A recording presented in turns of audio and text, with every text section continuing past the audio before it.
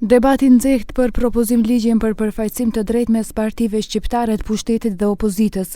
Nga vlen theksojnë se për herë të parë përfaqësimi i drejtë nuk do të varet më nga vullneti politik i qeverive apo nga marrëveshjet partijake, por do të rregullohet përmes një ligji të qartë, të detyrueshëm dhe të mbikëqyrshëm.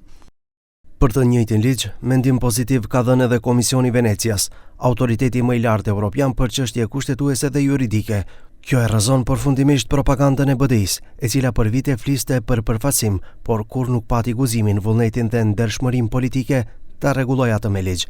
Vlen e ka bërë atë që të tjerët vetëm e premtuan. Sot përfaqësimi i drejtë dhe adekuat po shndrohet në mekanizëm ligjor që garanton barazi reale, transparencë dhe drejtësi për të gjithë qytetarët, pa dallim përkatësie dhe pa ndërmjetës partijak. Nga BDI thonë se ligji nuk duhet të kalojë derisa e quajnë mashtrim politik. Nën kryetari i integristëve Arbër Ademi numëroi sipas tij 3 çështje thelbësore që nuk i ka propozim ligji dhe thotë se i kthen shqiptarët në pozitën para vitit 2001 kur punësimi ishte 0.2% pa përfaqësim të drejtë dhe adekuat.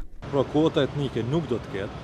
Pra do të jemi në gjendje si para vitit 2001, do të vazhdojmë në atë gjendje. Nuk ka obligim për institucionet, për organet e shtetit, pra për institucionet në përgjithësi, që qytetarët të identifikojnë në bazë të etnisë me rastin e punësimit dhe avansimit, që do të thotë vazhdon të mbetet ai obligim që gjykata kushtetuese në mënyrë jo kushtetuese u ndaloi institucionet që t'i njeh në bazë të etnisë, dhe e fundit nuk ka dispozita sanksionuese. Ligji pritet shpejti të hyjë në procedurë parlamentare dhe vlen në bërthirrje të gjithë deputetëve pa përjashtim që t'i kthehen arsyes, përgjegjësisë dhe interesit publik.